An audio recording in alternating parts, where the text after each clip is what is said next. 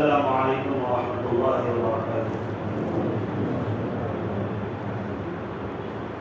الحمد لله نحمده ونستعينه ونستغفره ونؤمن به ونتوكل عليه ونعوذ بالله من شرور أنفسنا ومن سيئات أعمالنا.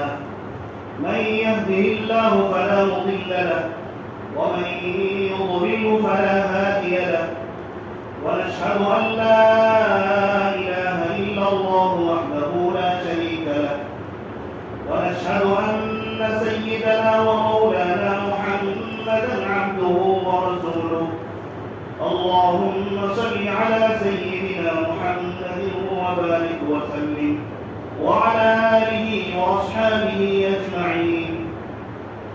أما بعد فأعوذ بالله من الشيطان الرجيم. بسم الله الرحمن الرحيم. يا أيها الذين آمنوا كتب عليكم الصيام كما كتب على الذين من قبلكم لعلكم تتقون. صدق الله العظيم. میرے والد احترام بزرگ اور بھائیوں اور عزیز نوجوان دوستوں، اللہ تبارک و تعالیٰ کا احسان اور کرم ہے کہ اللہ تبارک و تعالیٰ نے ہم سب کو قرآن پاک جیسی عظیم دولت سے نوازا. عظیم تحفہ اللہ تبارک و تعالیٰ نے عنایت فرمایا. ہمیں اللہ تبارک و تعالیٰ کا شکر ادا کرتے ہوئے قرآن پاک کی ایک بات کو سمجھنا چاہیے. اور اللہ تبارک و تعالیٰ کا احسان یہ بھی ہے اور بہت بڑا احسان ہے، میں سمجھتا ہوں اس سے بڑا احسان اللہ تبارک و تعالیٰ نے اس امت پر نہیں کیا. غور سے سنیں اور سمجھنے کی کوشش کریں. اللہ تبارک و تعالیٰ نے ہمیں اور آپ کو حضرت محمد صلی اللہ علیہ وسلم کی امت میں پیدا فرمایا. سید الانبیاء صلی اللہ علیہ وسلم کی امت میں پیدا کر دیا. نبی نہ آتے تو قرآن بھی نہیں ملتا، نبی نہ آتے تو نبی کی باتیں بھی نہ ملتی. تو قرآن بھی ملا ہے نبی پاک علیہ السلام کے وجود کے بعد. میرے بزرگوں اور بھائیوں، ہم یہاں بیٹھ کر تھوڑی دیر جو بھی باتیں سنتے ہیں، یہ نہ سمجھے کہ یہ رسم ہے. ہر جمعہ امام صاحب آئیں گے، آدھا گھنٹہ تقریر کریں گے، بس اس کے بعد ہم فارغ ہیں، بات ختم ہو گئی. سن لیے، تھوڑا سا مزہ لے لیے، اچھا لگ گیا اور جو ہے تھوڑی دیر بیٹھ گئے، نیکیاں بھی گئی، بات ختم ہو گئی. اگر کوئی ایسا سمجھتے ہیں اور یہ سمجھ کر یہاں بیٹھے ہیں تو یاد رکھیے آپ کو سوائے نیکی کے کچھ نہیں ملنے والا. اور یہ وقتی نیکی ہے. اور ہم جب قرآن پاک کی بات نہ سننا چاہتے ہیں صحیح ڈھنگ سے، کیا مقصد ہے سننے کا؟ نہ عمل کرنے کی نیت ہوتی ہے. رسمن سن لیا، بات ختم ہو گئی. تو ظاہر ہے کہ جب ہم باہر جائیں گے، جو آپ نے سنا ابھی اسی کی خلاف ورزی کریں گے. جو نیکی یہاں بیٹھ کر کمائے تھے وہ ختم کر دیں گے. جو میں کہہ رہا ہوں اس کو اچھی طرح سمجھیے. آج ہم لوگ یہی کر رہے ہیں. سب کی یہی حالت ہو گئی ہے. کوئی بھی دینی جلسہ ہو، کوئی بھی دینی اجتماع ہو، کوئی بھی دینی بات کی محفل ہو، ہم لوگ کا یہی حال ہے. سننا ہے اور بس ختم ہو گئی. اجتماع کرو، جلسے لگاؤ، بیٹھو، جمعہ سے پہلے امام کے بیان سنو اور اس کے بعد نماز سے فارغ ہونے کے بعد بات کرو. دنیا کے ہر مساجد میں تقریباً جمعہ سے قبل تمام لوگ جو جمع ہوتے ہیں، ہر ایک اس میں مخاطب ہوتا ہے. ہر ایک کو مخاطب کر کے خطیب چلا کر کہہ کر تھک گئے، برسوں گزر گئے، لیکن ہماری وہ عادتیں جو پہلے تھی اب بھی وہی باقی ہے. اس سے کیا پتہ چلتا ہے؟ ہم یہاں سنتے ہیں اور اسے دل میں جگہ دامن میں جس طرح کوئی چیز آ گئے اچھال کر پھینک دیتے ہیں. اور یہ کتنی بڑی مصیبت ہے، کبھی ہم نے سوچا، کبھی غور کیا؟ یہ بہت بڑی مصیبت اور یہ بہت بڑا فتنہ ہے. اگر ہم سمجھیں تو بات سمجھ میں آئے گی نا، اگر نہیں سمجھنا چاہیں تو کوئی بات نہیں ہے. اللہ تبارک و تعالیٰ تو ہمیں کہا ہے سنانے کے لیے، اور آپ سننے کے لیے آئے ہیں، اور مجھے تو سنا دینا ہے اور آپ کو سن کر عمل کرنا ہے، نہیں کرنا، یہ آپ کو طے کرنا ہے. یہ بات میں اس لیے عرض کر رہا ہوں، آج دیکھ لیں تقریباً جلسے جلوس زیادہ ہو گئے، لیکن لوگ اسی حیات پر باقی ہے، وہ تبدیل ہونا ہی نہیں چاہتے، کیونکہ ارادہ کر کے بیٹھا ہے کہ یہ رسم ہے، رواج ہے. جمعہ سے پہلے جاؤ، آدھا گھنٹہ خطیب کی تقریر سنو، ایک ہفتہ وہی کام کرو جو کرتے رہے، اب تک سدھرنے کی گنجائش ہی نہیں کر سکتے. خطیب کہہ کر انتقال کر گئے، لیکن ایک آدمی ایسا مشکل سے ملے گا، خطیب کہہ کر مر گیا کہ قرآن پڑھ لو، ہدایت کی کتاب ہے، لیکن قرآن کے الفاظ ہمارے حلق سے اترنے کے لیے تیار نہیں ہے. اور یہاں بیٹھا ہوا مجمع لوگوں کی جو حالت ہوتی ہے انہیں بتا رہا ہوں. سب دوسروں کے لیے باتیں کری جاتی، میرے لیے کچھ کی نہیں. یاد رکھے یہ بہت بڑی حماقت کی بات بھی ہے اور عقل سے دشمنی کی بات بھی ہے. یہ کسی اور سے نہیں، ہم اپنے عقل کے دشمن ہیں. یہاں جو بھی بات کہی جاتی ہے قرآن سے یا حدیث سے، ہر شخص یہاں بیٹھ کر یہ سوچے یہ قرآن کی بات اللہ نے میرے لیے کہی ہے. ہر شخص اپنی طرف انگلی کرے، اپنی طرف دیکھے، نبی کی یہ بات میرے لیے ہے. میں کتنا اس بات پر عمل کرنے والا بن گیا، میں کتنا اللہ کے قرآن کو پڑھنے والا بنا، میں کتنا نبی کی باتوں سے جڑنے والا بنا. بہت آسان ہے کہہ دینا میں عاشق خدا ہوں، میں عاشق رسول ہوں، لیکن باہر جانے کے بعد یہاں بیٹھ کر کہنا اور یہاں سے نکلنے کے بعد بھول جانا، یہ عملاً جھٹلا دینا ہو گیا نا. یہ میں نہیں کہتا، میں نے کہا کہ جو باتیں قرآن سے آتی ہیں یہ عقل مند بھی قبول کرتے ہیں، یہ میری بات نہیں ہے. جو عقل کے دشمن ہے نا وہ سننے کے بعد بھی قبول نہیں کرتے. اب آپ عقل کے دشمن بنتے ہیں تو نقصان آپ کا ہے، نہ قرآن کا نقصان ہے، نہ نبی کے دین کا نقصان ہے، نہ اللہ کے دین کا نقصان ہے. آپ خود خسارے اور نقصان میں پڑتے ہیں. اللہ نے قرآن میں کہا، کان کھول کر سن لیجئے، وَمَا يَذَّكَّرُ إِلَّا أُولُو الْأَلْبَابِ. اور اس قرآن پاک کے ذریعے سے صرف عقل مند ہی نصیحت حاصل کر سکتے ہیں. بیوقوفوں اور عقل کے دشمنوں کو بات سمجھ نہیں آتی. ایک بار جب آپ نے سن لیا ان هذا القرآن يهدي للتي هي اقوم، یہ قرآن مقدس وہ کتاب ہے جو لوگوں کی ہدایت کے لیے آئی ہے. رات کی ہدایت کی دعا کرو اور جو ہے مولویوں کے پاس جا کر تعویذیں لکھواؤ، میرے یہ معاملات ٹھیک ہو جائے، میرے وہ معاملات ٹھیک ہو جائے، میں اس طرح پریشانی میں گرفتار ہوں. اللہ قرآن میں کہتا ہے ہدایت کا راستہ یہ ہے، ہر شعبے زندگی میں قرآن کے اوپر آ جاؤ، لیکن ہم تو سننے کے لیے تیار ہی نہیں ہے. اللہ تبارک و تعالیٰ نے قرآن مقدس کا حکم دیا، اتل ما اوحی الیک من الکتاب، قرآن پاک کو پڑھنا شروع کرو. اقرأ باسم ربک الذی خلق، یہ تو کسی کو نظر نہیں آتا. اپنے رب کے نام سے پڑھنا شروع کرو، جنہوں نے جس ذات نے ہمیں زندگی دی ہے اور ہمارے موت اور حیات کا مالک ہے، ہمارے کھانے پینے کا مالک ہے، نفع و نقصان کا مالک ہے. ہم رب کی بات سننے کے لیے تیار نہیں ہوتے. اب ہمیں فیصلہ کرنا ہے کہ ہمیں عقل کا دشمن بننا ہے یا عقل سے کام لینا ہے یا عقل مند بننا ہے، یہ ہمیں خود فیصلہ کرنا چاہیے. کوئی آپ کو بتانے کے لیے نہیں آئے گا. قرآن نے کہہ دیا، اس قرآن کی بات کو وہی سمجھے گا جو عقل مند ہے. جس کے کھوپڑی میں عقل ہے نا وہی سمجھے گا. اور جو آج تک قرآن نہیں پڑھ رہے، آج تک قرآن سیکھنے کی توفیق نہیں ہوئی ہے، نہ سمجھنے کی کوشش کرتے، یہ سارے سننے کے باوجود یہ عقل کے اندھے بنے ہوئے ہیں، ان کو توفیق نہیں ملی کہ قرآن پاک صحیح پڑھنا سیکھ جائے. میں نے قرآن مقدس کی آیت آپ کے سامنے خطبے کی شروع میں پڑھا. اس آیت پاک میں اللہ تبارک و تعالیٰ نے آگے جو رمضان آنے والا ہے اس کے مقصد کو بیان کیا. آج 17 رمضان ہے, آج 17 شعبان ہے. کچھ دنوں کے بعد ہمارے سامنے 13 دن کے بعد ہمارے سامنے رمضان آ جائے گا. رمضان المبارک کے اندر اگر اپنی حالت ٹھیک کرنی ہے تو روزے کے مقصد کو بھی سمجھ لینا چاہیے اور اچھی طرح سمجھ لینا چاہیے. اللہ تبارک و تعالیٰ نے تمام مہینوں سے افضل اس مبارک مہینے کو بنایا.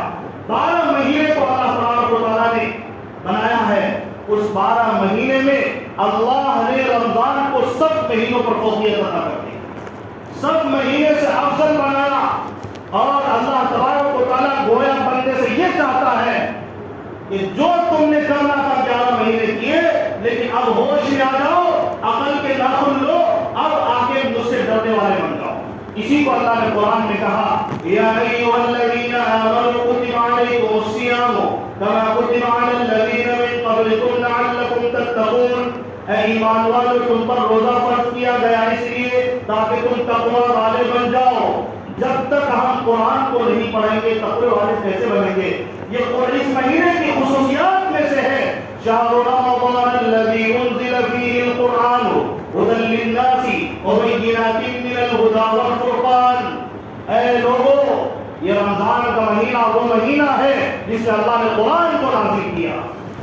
ہر رمضان میں اللہ تبارک و تعالیٰ ہمیں بتاتا ہے کہ اب تو تم نے 11 مہینے جو کرنا تھا کر لیا.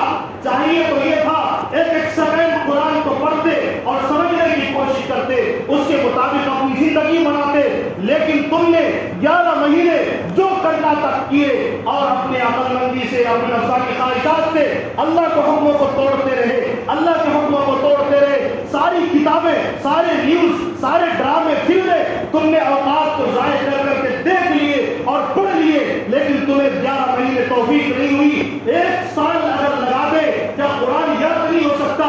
اگر توفیق نہیں ہوئی, ہر رمضان میں اللہ کہتا ہے اب تو سمجھ جاؤ اس مہینے کے ساتھ قرآن پاک کو خاص مناسبت ہے. اللہ نے قرآن نازل کیا پڑھنے کے لیے, تاک میں بند کر کے رکھنے کے لیے نہیں. اب ہوش میں آ جاؤ, 11 مہینے جو تم نے کیا وہ کر لیا, لیکن اب 1 مہینہ تم نے اللہ کے لیے خالص کر دینا ہے, قرآن کے لیے خالص کر دینا ہے. لوگ یہ شکایتیں کرتے ہیں مجھ سے روزہ نہیں رکھا جاتا کیونکہ میں کیا کر رہا ہوں, پسینے بہا رہا ہوں, مال کمانے کے لیے رات دن محنت کرتا ہوں, بھوک لگ جاتی ہے, پیاس لگ جاتی ہے.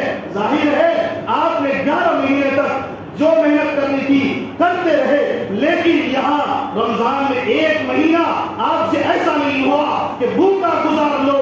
دیکھو صحابہ کی زندگی, دیکھو نبی کے عاشق ہو, نبی نے پیٹ پر بھوک کی وجہ سے پتھر باندھتے ہیں. کیا ہم عاشق رسول نہیں؟ کیوں دعویٰ کرتے ہیں عاشق رسول ہونے کا؟ کیوں دعویٰ کرتے ہیں رسول سے محبت کرنے کا؟ کیا رسول نے یہ سبق نہیں دیا بھوکا رہو لیکن اللہ کے حکموں کے خلاف ورزی نہ کرنا؟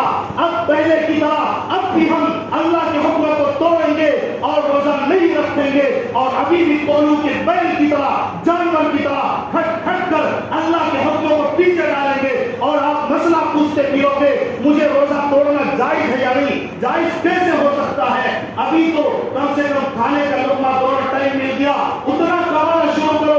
رمضان آتے ہی لوگ اور بھی زیادہ مصروف ہونے لگے. کہتے ہیں برکتوں کا مہینہ ہے, خوب لوٹتے ہیں تجارت کے نام پر برکت ہے.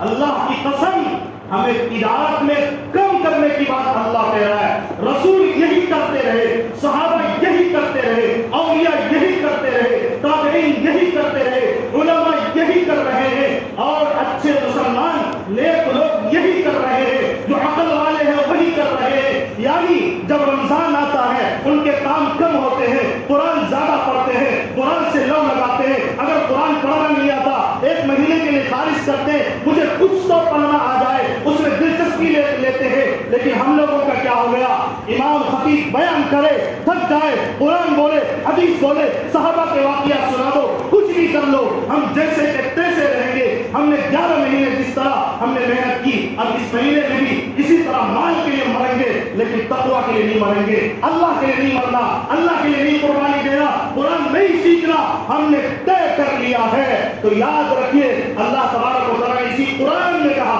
أَنُلْزِمُكُمُوهَا وَأَنْتُمْ لَهَا كَارِهُونَ, کیا میں تم کو ٹھوسوں اور تم چاہتے نہیں ہو؟ میں کیا تمہارے حلق کے اندر زبردستی اتار دوں اور تم چاہتے نہیں ہو؟ محبت ہوگی. یاد رکھو اللہ کہتا ہے جو بندہ میری طرف ایک بارش پڑتا ہے میں اس کی طرف ایک ہاتھ پڑتا ہوں. جو ایک ہاتھ پڑتا ہے, یہ مسلم شریف کی روایت ہے, ہر بات کو صحیح اور ضعیف کی روشنی میں اڑا نہ دیا کرو. یہ خطیب بولتا ہے, سچ بولنے کی کوشش کرتا ہے, جھوٹ نہیں. ضعیف روایتوں سے پرہیز کر کے صحیح باتیں بتاتا ہے. کئی روایتیں اس طرح کے آپ کو مسلم شریف صحیح کتاب صحیح کے لیے حدیث کی کتاب ہے اس میں موجود ہے. اللہ تبارک و تعالیٰ نے کہا جب بندہ میرا ذکر کرتا ہے کہیں پر اور لوگوں کے سامنے میرا ذکر کرتا ہے, میرا نام لیتا ہے, میں انسانوں سے بہتر جگہ مقدس فرشتوں کے مجمع میں اس بندے کا تذکرہ کرتا ہوں. دیکھو میرا بندہ میرا نام دنیا میں رہتے ہوئے لے رہا. اور اللہ کہتا ہے اگر ایک ہاتھ بڑھو تو میں 2 ہاتھ بڑھ کر آتا ہوں, اور اگر تم چل کر آؤ میں تمہاری طرف دوڑ کر آتا ہوں اور تمہیں محبتوں سے نوازتا ہوں. لیکن ہم محبت لینا ہی نہیں چاہتے. نہ ہم پر جو ہے دنیاوی ماحول کے اندر دنیاوی خواہشات اس طرح سے ہمیں جکڑ لیا ہے, ہم بار بار سننے کے باوجود ہم سننے کے لیے تیار نہیں ہیں. تو پھر تو ہماری باتیں اسی طرح ہوتی رہیں گی. آپ بھی اپنے کاموں میں لگو, میرا کام بولنا رہے گا, آپ بھی سن کر اڑا دو. لیکن جب یہ آنکھیں بند ہوگی, اللہ کی قسم جب آپ کی آخرت کی آنکھیں کھلیں گی, رو کے ترک ہو گئے لیکن تمہاری رونے کو کوئی سننے والا نہیں ہوگا. یاد رکھ لے اس ناچیز کی, اس عاجز کو بات کو یاد رکھ لے. اس لیے کہ یہ میں نہیں کہتا, نبی کا ارشاد ہے, تاجدار مدینہ کا ارشاد ہے, سب سے بڑے عقل مند نبی پاک علیہ السلام نے فرمایا الکیس من دان نفسه وعمل لما بعد الموت. تم میں عقل مند وہ ہے جو اپنے نفس کو پہچانے, اپنی حقیقت کو پہچانے اور موت کے بعد کے لیے تیاری کرے. ہم نے موت کے بعد کے لیے کیا تیاری کی ہے؟ قرآن بھی نہیں سیکھنا چاہتے. قرآن تو سراپا ہدایت ہے, سراپا نور ہے, سراپا خیر ہے, سراپا برکت ہے. ہر گھر میں قرآن موجود ہے لیکن چھوڑنے کے لیے تیار نہیں, ضرورت ہی نہیں ہے. مصیبت آ گئی ہے, پیر ہمارے اس طرف چل کر جانے کے لیے تیار نہیں ہے. اگر وضو کر کے قرآن چھوڑ لیں گے ایسا لگتا ہے کہ کچھ ہو جائے گا, کہ ملا جاتا ہے. یہ تو ہم نے اپنی زندگی کا رخ چینج کر لیا ہے. سب کام آسان ہے, قرآن پڑھنا مشکل ہو گیا. میری بات چیت کا خلاصہ یہ ہے, میں سمجھانا یہ چاہ رہا ہوں, نبی پاک علیہ السلام نے رمضان سے پہلے اہمیت بتانے کے لیے صحابہ کو جمع کیا. کیا صحابہ قرآن نہیں پڑھتے تھے, قرآن نہیں جانتے تھے, رمضان کی فضیلت سے واقف نہیں تھے, لیکن دینی اہمیت دلانے کے لیے, بار بار تذکرہ کرنے کے لیے, بار بار نصیحت سے آدمی کے اندر ایک صلاحیت پیدا ہونے لگتی ہے, ہمت بڑھ جاتی ہے, ایمان میں تازگی پیدا ہوتی ہے, اور نصیحت حاصل کرنے والے, عقل سے محبت کرنے والے, عقل کے دوست لوگ باتوں کو سمجھتے ہیں, اور جنہوں نے جو اپنے آپ کو جو عقل کا دشمن ہو گیا ان کو سمجھ میں نہیں آتا. تو جو عقل سے محبت کرنے والے لوگ, سارے صحابہ عقل سے محبت کرنے والے تھے, وہ سمجھتے تھے. لیکن ہم میں اور میں یہی فرق ہے, وہ عقل کے دوست تھے اور عقل کے دشمن ہیں. تو صحابہ کو نبی نے جمع کیا شعبان کی آخری تاریخ کو اور فرمایا قد اولکم شہر عظیم شہر مبارک. اے مسلمانوں, اے میرے صحابہ, تم پر ایک مہینہ سایہ فگن ہونے والا ہے. کیا تعبیر اللہ کے نبی نے پیش کی, یہ نہیں کہا آنے والا ہے, کہا سایہ فگن ہونے والا ہے, یعنی رحمتوں, برکتوں, خیر, مغفرت کے ساتھ تم پر آنے والا ہے. تو اس کو سائے سے تعبیر کرتے ہیں, سائے میں ٹھنڈک ہوتی ہے نا, اسی لیے اللہ کے نبی نے فرمایا قد اولکم شہر عظیم. یہ عظمت والا مہینہ, عظمت والا مہینہ فرما دیا, کافی تھا نا, اس سے بڑا عظیم مہینہ, لیکن آگے اور تاکید فرما دی شہر مبارک, یہ برکت والا مہینہ ہے. ضرورت اس بات کی ہے جو چیز عظمت والی ہوتی ہے اس کی قدر کرنا ایک اہل علم کے لیے, ایک پڑھے لکھے شخص کے لیے اور ایک عقل مند آدمی کے لیے اس کا ادب کرنا آسان ہو جاتا ہے۔ تو اس مہینے کا ادب یہی ہے، نبی نے 2 مہینہ پہلے اس پر توجہ دلائی، رجب کا مہینہ شروع ہوا، توجہ دلائی، اللہ سے دعا کرنا سکھایا، مانگو اللہ سے مانگو، ہمارے بس میں نہیں کہ ہم اللہ کی توفیق سے کوئی یہ کام کرنے لگ جائے، اس لیے اللہ سے مانگنا سکھایا، اے اللہ اللہم بارک لنا فی رجب و شعبان، اے اللہ شعبان میں اور اسی طرح رجب میں ہمیں برکتیں دے، اور اے اللہ تو ہمیں رمضان تک باقی رکھنا، کہیں ایسا نہ ہو رمضان سے پہلے دنیا سے رخصت ہو جائے، رمضان تک باقی رکھنا۔ نبی پاک علیہ الصلوۃ والسلام 2 مہینے پہلے تیاری کر رہے ہیں، اور ہم ابھی تک اسی پلاننگ میں ہیں رمضان میں تجارت کیسے کرنی، حالت یہی ہے۔ تو نبی پاک علیہ الصلوۃ والسلام نے فرمایا یہ عظمت والا مہینہ ہے، عظمت والے چیز کی قدر کرنی چاہیے، اگر ہم قدر نہیں کریں گے ناقدرے بنیں گے اور شکر گزار بندوں میں نہیں ہونا چاہتے، اللہ تبارک و تعالیٰ کے ارشاد سے آگاہ ہو جائیے، لئن کفرتم لأزیدنکم لئن شکرتم لأزیدنکم ولئن کفرتم ان عذابی لشدید۔ اگر عظمت والا مہینے کو سمجھ کر اگر شکر ادا کرو گے میں تمہاری نعمتوں میں اضافہ کروں گا۔ کیا ہم مر جائیں گے اگر تجارت کم ہو جائے، نیکیاں زیادہ کر لیں؟ نہیں مریں گے نا، زندہ رہیں گے انشاءاللہ، اللہ نے چاہا تو زندہ رہنا ہے، اور اگر موت آنی ہے تو اسی میں لگ کر موت آ جائے گی، اور اگر موت نہیں آنی ہے کام کر دیں گے تو بھی موت نہیں آئے گی۔ یہ اللہ تبارک و تعالیٰ کے فیصلے سے موت اور حیات آتی ہے، اللہ تبارک و تعالیٰ نے کھانے کا کھلانے کا ذمہ لے رکھا ہے، تھوڑی محنت کریں گے اللہ تعالیٰ پیٹ بھر دے گا۔ 1 مہینے قربانی دینی ہے اللہ کے لیے، لَأَزِيدَنَّكُمْ وَلَئِن كَفَرْتُمْ إِنَّ عَذَابِي لَشَدِيدٌ، اور اگر تم ناشکری کرو گے تو یاد رکھنا میرا عذاب بھی بڑا سخت ہے۔ دنیاوی محنت کر کے تھکو گے لیکن تمہاری خواہش کبھی پوری نہیں ہو سکتی، نہ دل کا سکون تمہارا صحیح ہو سکتا ہے۔ آدمی کو دل میں تکلیف ہے اور سر میں دوائی لگا، یہ حالت ہو گئی، روح بیمار ہے، قرآن نہیں پڑھنا چاہتے، روح بیمار ہے، گناہ نہیں چھوڑنا چاہتے، گناہوں میں ملوث ہے، دنیا کی محبت سے ہمارا دل گندا ہو گیا ہے اور ہم اپنے جسموں کو تیار کرنے میں لگے، پیٹ پالنے کے لیے پریشان ہیں اور بیوی بچوں کو پرورش کرنے کے لیے پریشان ہیں۔ جہاں بیماری ہے وہاں ٹھیک کرنے کی ضرورت ہے۔ روح کی بیماری، تقویٰ جو ہے روح کی بیماری کو ٹھیک کرنے سے پیدا ہوگا۔ اللہ تعالیٰ کے خوف کا نام تقویٰ ہے، اللہ تبارک و تعالیٰ کے ڈر کا نام تقویٰ ہے۔ تو میں نے ایک بات یہ کہی، اس مہینے کو مناسبت ہے قرآن سے، آئیے جو یہاں ہے ہمارے لوگ جہاں بھی ہے اپنے امام سے تعلق پیدا کیجیے، کہیے ہر مسجد میں امام موجود ہے، لیکن تھوڑا 10 منٹ 15 منٹ آدھا گھنٹہ، کیا امام نہیں دے گا؟ اگر امام آدھا گھنٹہ بھی آپ کے لیے دینے پہ تیار نہیں، اللہ کی قسم ایسے امام کی اللہ کو کوئی ضرورت نہیں۔ اگر آپ کو قرآن سکھانے کے لیے اگر وہ آدھا گھنٹہ تیار نہیں ہے کوئی فائدہ نہیں ایسے امام کا۔ امام صرف نماز پڑھانے کے لیے نہیں ہوتا ہے، امام کا مطلب یہ ہے وہ ذمہ دار ہے، وہ قوم کو تعلیم بھی دے اور قرآن کو سکھائے، حدیث سکھائے، یہ ذمہ داری بنتی ہے۔ میں اپنے یہاں مارکیٹ کے لوگوں سے کہتا ہوں آپ آئیے، میں بلا رہا ہوں، میں کس کو کہتے جاؤں کہاں آ جاؤں، آپ کے موڈ مزاج سے واقف نہیں، آپ کے اوقات سے واقف نہیں، پتا چلا میں جاؤں آپ کو ناراضگی ہو جائے۔ میں ابھی کہہ رہا ہوں آپ آئیے، وقت نکالیے، مجھے کہہ دیجئے کہ میں ہفتے میں اتنے دن دوں گا، میں مہینے میں اتنے دن دوں گا، میں روزانہ اتنا وقت دوں گا۔ اللہ کی قسم میں وعدہ کرتا ہوں میں پوری کوشش کروں گا، دیانتداری کے ساتھ اللہ کے لیے آپ کو قرآن سکھاؤں گا۔ آپ آج سے شروع کریں، آج سے میں تیار ہوں آپ کے لیے۔ یہ چاہیں کہ رمضان تک ختم ہونے سے پہلے رمضان شروع ہونے سے پہلے تھوڑا قرآن آ جائے، اس صورت میں سیکھ لوں، روزانہ اسی کی تلاوت شروع کر دوں، اور یہ آج طے کر کے ہو گئے۔ آج میں یہاں سے جا رہا ہوں، آج سے میں رمضان کا استقبال یوں کروں گا کہ میں قرآن سیکھنا شروع کروں گا۔ میری صبح نہیں ہوگی اور سورج نہیں نکلے گا، میں فجر میں اٹھوں گا، قرآن کھول کر دیکھوں گا۔ یہ طے کر کے جائیں یہاں سے چاہے آپ کسی بھی مسجد سے متعلق ہیں، آپ امام کے پاس جائیں، ان سے کہیں، وہ نہیں سنیں گے، ایسا ہو ہی نہیں سکتا، میں تو ایسا امام نہیں جانتا جن کو آپ کہیں اور وہ تیار نہ ہو۔ اس لیے یہ بہانے چھوڑ کر مجھے سکھانے والا کوئی نہیں، یہ بہانہ تو شیطان کو ہی اچھا لگتا ہے، اللہ رسول کو اچھا نہیں لگتا۔